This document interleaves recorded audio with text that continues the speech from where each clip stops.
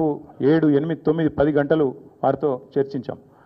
ఆ ప్రాసెస్లో చాలామంది డైరెక్ట్గా మైకులో మాట్లాడిన వాళ్ళు ఉన్నారు, కొంతమంది చిట్టీల మీద రాసిచ్చిన వాళ్ళు ఉన్నారు, కొంతమంది కేసీఆర్ గారికి ఉత్తరం అందించండి అని చెప్పి ఉత్తరాలు ఇచ్చిన వాళ్ళు ఉన్నారు. కాబట్టి మా పార్టీలో we encourage open culture, democracy కాబట్టి, డెమోక్రాటిక్ పార్టీ కాబట్టి, ప్రజాస్వామిక స్ఫూర్తి ఉన్న పార్టీ కాబట్టి మా పార్టీ అధ్యక్షుల వారికి ఎవరైనా సూచనలు చేయాలనుకుంటే ఉత్తరాలు రాయొచ్చు. అదేదో చాలా గొప్ప విషయం అన్నట్టు మీరందరూ అంత బాధపడిపోవాల్సిన అవసరం ఏం లేదు. నేను అనేది ఏమంటే మా పార్టీలో డెమోక్రసీ ఉంది కాబట్టి మా పార్టీ అధ్యక్షుల వారికి మా పార్టీ నాయకులు ఎవరైనా సరే అప్పుడప్పుడు సూచనలు సలహాల రూపంలో లిఖితపూర్వకంగా ఇవ్వచ్చు, ఓరల్గా ఇవ్వచ్చు, రకరకాలుగా ఇవ్వచ్చు. అట్లాగే నేను ఒక మాట మాత్రం చెప్తాను, మనం ఎవరైనా సరే పార్టీలో ఏ హోదాలో ఉన్నా కొన్ని విషయాలు అంతర్గతంగా మాట్లాడాల్సిన విషయాలు అంతర్గతంగా మాట్లాడితేనే బాగుంటుంది. పార్టీ ఫోరమ్స్ ఉన్నాయి, అధ్యక్షుల వారితో కలిసే అవకాశం ఉంది, లేదా ఆఫీస్ బేరర్స్ ఉన్నారు, కలిసి చెప్పుకునే అవకాశం ఉంది. కాబట్టి అంతర్గతంగానే కొన్ని విషయాలు మాట్లాడితే బాగుంటుంది. అది అందరికీ వర్తిస్తుంది, వీళ్ళకి వాళ్ళకని కాదు, అందరికీ వర్తిస్తుంది. తప్పకుండా ఎవరమైనా ఒకటే, ఈ పార్టీలో అందరం కార్యకర్తలమే, అందరికీ కూడా ఇదే సూత్రం వర్తిస్తుంది. కాబట్టి మీరు కూడా దయచేసి ఇంత ఇంపార్టెంట్ ఇష్యూ మాట్లాడితే దీని మళ్ళీ మీరు, నాకు తెలుసు మీ సంగతి, you are intelligent, unfortunately I'm also intelligent. కాబట్టి నేనేమంటానంటే మీరు ఏం పెడతారో, మీరు ఏం హెడ్డింగ్ పెడతారో తెల్లారు నాకు తెలుసు, మీ బాధలు కూడా నాకు తెలుసు, మీ మేనేజ్మెంట్లోకి ఉండే అవస్థలు నాకు తెలుసు, రేవంత్ రెడ్డి గారి ఒత్తిళ్లు తెలుసు. కాబట్టి నేను ఎక్కువ చెప్పను, ఒకటి మాత్రం చెప్తాను, మా పార్టీలో డెమోక్రసీ ఉంది, మా పార్టీలో సలహాలు సూచనలు ఎవరైనా ఇవ్వచ్చు, ఎట్లా అయినా ఇవ్వచ్చు. గతంలో పార్లమెంట్ సమావేశాల సందర్భంగా లేఖలు వచ్చినాయి, సూచనలు వచ్చాయి, అట్లా వచ్చినప్పుడు వాటిని ప్రజాస్వామికంగా స్వీకరిస్తాం. థ్యాంక్ యూ, మీ అందరికీ థ్యాంక్ యూ. నేషనల్ హెరాల్డ్ విషయంలో ఏమైనా అడగదలుచుకుంటే బ్యాక్ టీవీ కానీ ఇంకో టీవీ కానీ అడగచ్చు. నేషనల్ హెరాల్డ్ విషయంలో ఏమైనా మాట్లాడదలుచుకుంటే మాట్లాడండి, చెప్తాను. మిగతా విషయాలు ఆల్రెడీ నేను చెప్పాను, అంతకంటే ఎక్కువ చెప్పాల్సిన అవసరం. నేషనల్ హెరాల్డ్ విషయంలో, యంగ్ ఇండియా విషయంలో, మీ కుంభకోణం విషయంలో మీకు ఏమైనా అడగదలుచుకుంటే అడగండి. ఓకే, అన్ని పార్టీలో ఉంటారు, రేవంత్ రెడ్డి కోవట్లు ఉంటే ఉండొచ్చు, ఏముంది అందులో. Coverts will expose themselves. Coverts will expose themselves in due course of time. Enduku tondara enduku? Yes, Bal. Yes, thank you. Finally. Yes, we'll wait for a month. We'll wait for a month. Let's see if the Enforcement Directorate or Government of India will actually move, because this is a serious matter. Where already the leader of opposition of the country, Lok Sabha floor leader, or not floor leader, but opposition leader, has been named. So therefore, we'll have to wait and see what action they'll pursue if they don't. Because not just Mr. Rahul Gandhi, but Mr. Revanth Reddy, Mr. D.K. Shivkumar, many of them have been named. But so far, everybody's been tight-lipped, both Government of India and also Mr. Revanth Reddy and Rahul Gandhi. So we'll wait. Telangana రాష్ట్రానికే అవమానకరం. ఒక ముఖ్యమంత్రి స్థాయిలో ఉన్న వ్యక్తి ఈరోజు గతంలో ఎన్నో తప్పులు చేసి ప్రజాక్షేత్రంలో ఆనాడు భంగపడి తదనంతరం తిరిగి ఈయనకేమైనా బుద్ధి వచ్చిందేమో అని ప్రజలు అనుకున్నారు. కానీ చూస్తూ ఉంటే ఇప్పటికి కూడా ఆయన బుద్ధి కానీ ఆయన వైఖరి కానీ మారలేదు అని స్పష్టంగా అర్థమవుతూ ఉంది. ఇక్కడ తెలంగాణలో రేవంత్ రెడ్డి గారు గద్దెనెక్కినప్పటి నుంచి యంగ్ ఇండియా అని చెప్పి కలవరిస్తూ ఉన్నారు. అసలు ఈ యంగ్ ఇండియా వెనకాల ఉన్న కథ ఏందో నిన్న ఈడీ కేసు, ఈడీ ఛార్జ్షీటు చాలా వివరంగా చెప్పింది. మనం గతంలో ఇక్కడ తెలంగాణలో 2015వ సంవత్సరంలో చూసినాం. ఓటుకు నోటు కుంభకోణం ఇంకెవరు కూడా మర్చిపోలేదు. అప్పటి నుంచి రేవంత్ రెడ్డి గారికి బ్యాగ్ మ్యాన్ అనే పేరు కూడా కొత్తగా, అంటే bat man, super man, spider man లాగా బ్యాగ్ మ్యాన్ అనే మంచి పేరు కూడా తెలంగాణలో చాలామంది పిల్లలు పెట్టుకున్నారు. అదేమో ఓటుకు నోటు కుంభకోణం, ఇదేమో సీటుకు రూటు కుంభకోణం. ఇదేదో ఊరికే అనట్లేదు సీటుకు రూటు కుంభకోణం అని. స్పష్టంగా రేవంత్ రెడ్డి గారి గురించి నేను చెప్పడం కాదు, ఈరోజు మంత్రిగా ఉన్న కోమటిరెడ్డి వెంకటరెడ్డి గారే ఓపెన్గా బహిరంగంగా పత్రికా సమావేశంలోనే చెప్పినారు. ఈయన 50 కోట్లు పెట్టి పిసిసి అధ్యక్ష పదవి కొనుక్కున్నాడు అనే మాట ఆ రోజు స్వయంగా ఈనాటి మంత్రి, ఆనాటి ఎంపీ కోమటిరెడ్డి వెంకటరెడ్డి గారు చెప్పిన మాట. కానీ సరే, వెంకటరెడ్డి గారు చెప్పిన దానికి ఆ రోజు ఆధారాలు లేకపోవచ్చు, కానీ ఈరోజు ఆధారం ఉంది అంటూ ఎన్ఫోర్స్మెంట్ డైరెక్టరేట్ వారు ఛార్జ్షీట్లో స్పష్టంగా ఎవరు డబ్బులు ఇచ్చారు, ఏ పొజిషన్ అమ్ముకున్నారు, ఎన్ని డబ్బులు ఇచ్చారో కూడా స్పష్టంగా చెప్తా ఉన్నారు. ముందేమో ఆనాడు పీసీసీ కోసమేమో సూటుకు ఆనాడు పీసీసీ పదవి కోసం బ్రహ్మాండంగా ఆ రోజు డబ్బులు ఇచ్చి 50 కోట్లు ఇచ్చి తెచ్చుకున్నారని వాళ్ళ కాంగ్రెస్ నాయకులు చెప్పిన మాట. ఈరోజు ఢిల్లీకి ఇప్పటికి కూడా జరుగుతూ ఉన్నది ఏమంటే తెలంగాణ అనేది కాంగ్రెస్ పార్టీకి ఒక ఏటీఎంగా మారిపోయిన మాట వాస్తవం.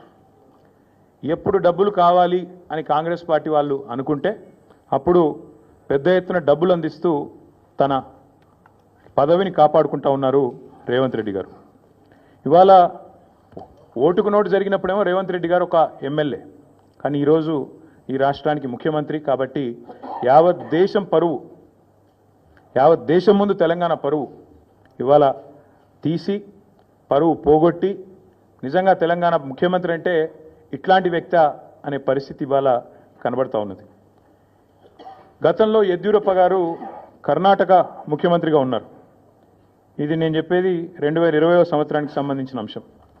ఇది కాంగ్రెస్ పార్టీ యొక్క స్టేట్మెంట్. ఆ రోజు కాంగ్రెస్ పార్టీ ఆనాడు యడ్యూరప్ప గారు ముఖ్యమంత్రిగా కర్ణాటకలో ఉన్నప్పుడు మరి హౌసింగ్ స్కామ్లో ఈయన పాత్ర ఉంది అని వార్తలు వస్తే ఆ రోజు అక్కడి కాంగ్రెస్ నాయకులు చేసిన డిమాండ్ ఏంది అంటే మరి వెంటనే యడ్యూరప్ప గారు నిష్పక్షపాతంగా విచారణ జరగాలి అంటే రాజీనామా చేయాల్సిందే, ఇట్లాంటి వ్యక్తి ముఖ్యమంత్రిగా ఉంటే విచారణ ఎట్లా జరుగుతుంది అని చెప్పి ఆ రోజు అక్కడి కాంగ్రెస్ పార్టీ అధ్యక్షులు, ప్రదేశ్ కాంగ్రెస్ కమిటీ అధ్యక్షులు కర్ణాటకలో చేసిన డిమాండ్ చాలా వాళ్ళు చెప్పిన మాట.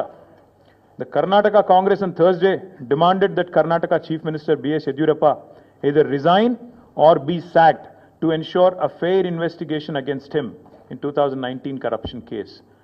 ఇది కర్ణాటక కాంగ్రెస్ మాట, నా మాట కాదు. ఒక విచారణ ఎదుర్కోవాల్సి వస్తే ముఖ్యమంత్రి గారు ఈదర్ ఈ షుడ్ రిజైన్ వాలంటరీలీ, స్వచ్ఛందంగా తప్పుకోవాలి, లేదా ఆయనను అర్జెంటుగా తొలగిస్తేనే నిష్పక్షపాతమైన ఎంక్వైరీ జరుగుతుంది అనే మాట వారు చెప్పిన మాట. ఇవాళ మేమంటుంది కూడా అదే. 4 కోట్ల ప్రజల ముందు ఇవాళ ఆ ప్రజలకు నాయకత్వం వహించే నాయకుడిగా అక్కడ కూర్చున్న వ్యక్తికి తప్పకుండా నిజాయితీ ఉంటే, నైతికత ఉంటే వెంటనే అయితే రేవంత్ రెడ్డి గారు స్వచ్ఛందంగా తప్పుకోవాలి, లేదా కాంగ్రెస్ పార్టీ పెద్దలు స్పందించి తప్పకుండా వెంటనే వారిని రాజీనామా చేయించి నిష్పక్షపాతంగా విచారణ జరగడానికి సహకరించాలని మేము కూడా డిమాండ్ చేస్తూ ఉన్నాం. రేవంత్ రెడ్డి గారు మాటల ముఖ్యమంత్రి కాదు, మూటల ముఖ్యమంత్రి అని మరొకసారి తేలిపోయింది దీంతో. ఎందుకంటే మూటలు మోసే పీసీసీ అధ్యక్ష పదవి తెచ్చుకున్నారని వెంకటరెడ్డి గారు చెప్పారు. ఇప్పుడు మూటలు మోసే పదవి కాపాడుకుంటున్నారు అని దేశమంతా తెలుసు.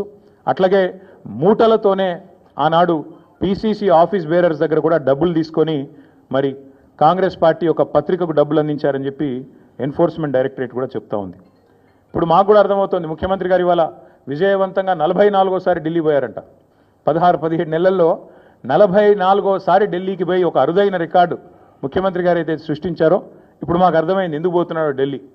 చీకట్లో బీజేపీ పెద్దల కాళ్ళు పట్టుకోవడానికి, అయ్యా నా మీద కేసు లేకుండా చేయండి, నన్ను జైల్లో వేయకండి, ఎన్ఫోర్స్మెంట్ డైరెక్టరేట్ వాళ్ళతో ఒక మాట చెప్పండి అని చీకట్లో నిన్న రాత్రి పోయి అమిత్ షా గారి కాళ్ళు పట్టుకోవడం, బయటికి వచ్చి మాత్రం పెద్ద పెద్ద పోజులు కొట్టడం రేవంత్ రెడ్డి గారు మరి ఏం చేస్తున్నారో ప్రజలకు కూడా అర్థమై ఉండాలి. 44 సార్లు ఢిల్లీ ఎందుకు పోతున్నారో స్పష్టంగా అర్థమై ఉండాలి.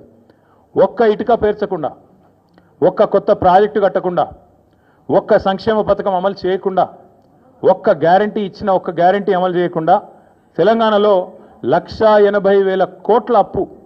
ఆ డబ్బులు ఎక్కడ పోతున్నాయో ఇప్పుడన్నా మరి తెలంగాణ ప్రజలకు అర్థమవుతుందని నేను అనుకుంటా ఉన్నా. గత సంవత్సరన్నర కాలంగా తెలంగాణ ప్రజల సంపదను దోచి తెలంగాణను ఏటీఎంగా మార్చి ఢిల్లీ బాసులకు దోచిపెట్టడానికే, అటు ఢిల్లీ బాసులు అంటే ఇద్దరున్నారు పాపం బాసులు, ఆయన బాధ వర్ణనాతీతం. ఒక బాస్ ఏమో అఫీషియల్ బాస్ రాహుల్ గాంధీ గారు, ఇంకొక బాస్ ఏమో అన్అఫీషియల్ బాస్ మోడీ గారు, అమిత్ షా గారు. కాబట్టి అటు ఇటు ఇద్దరిని ప్రసన్నం చేసుకోవడానికి 44 సార్లు ఎక్కే విమానం దిగే విమానం అన్నట్టుగా రేవంత్ రెడ్డి గారి వ్యవహారం నడుస్తూ ఉంది. 7.5 కాలంగా రేవంత్ రెడ్డి గారు చేసిన పనులు 3. 1 బీఆర్ఎస్ పై నిందలు, 2 బిల్డర్లతో కాంట్రాక్టర్లతో దందాలు, 3 ఢిల్లీ బాసులకు 1000 కోట్ల చందాలు. మాకు బీఆర్ఎస్ మీదనేమో నిందలు, బిల్డర్లు కాంట్రాక్టర్లతో దందాలు, ఢిల్లీ బాసులకేమో 1000 కోట్ల చందాలు. ఇది నిజంగా సిగ్గుచేటు. ఒక ముఖ్యమంత్రిగా ఆనాడు ఎమ్మెల్యేగా ఆబాస్ పాలైన రేవంత్ రెడ్డి గారికి బుద్ధి వచ్చిందేమో అనుకున్నాం, కానీ కుక్కతోక వంకర అన్నట్టు ఇప్పటికీ అవే అపసవ్యపు పనులు, ఇప్పటికీ అవే అపసవ్యపు కార్యక్రమాలు చేస్తూ తెలంగాణ రాష్ట్ర పరువు జాతీయ స్థాయిలో తీసినందుకు వారిని వెంటనే తొలగించాలని చెప్పి మేము డిమాండ్ చేస్తా ఉన్నాం. రాహుల్ గాంధీ గారు అన్ని విషయాల్లో మాట్లాడతారు, ప్రతి విషయంలో మాట్లాడతారు. పాకిస్తాన్ గురించి మాట్లాడతారు, బంగ్లాదేశ్ గురించి మాట్లాడతారు, ఇంకేదో మాట్లాడతారు. మరి నేషనల్ హెరాల్డ్ కేసులో మీ ముఖ్యమంత్రి గారిని ఛార్జ్ షీట్లో చేరిస్తే why is Rahul Gandhi not responding? Why is he not talking? Why is mister Rahul Gandhi silent on this issue? Please respond. One of your chief ministers along with you has been named in the charge sheet. You are accused 1 and accused 2, and your CM, your chief minister of Telangana, and also the deputy chief minister of Karnataka have been named as people who facilitated money transactions into National Herald and Young India account. ఖచ్చితంగా అడుగుతున్నాం, రేవంత్ రెడ్డి గారు ఎందుకు మౌనంగా ఉన్నారు?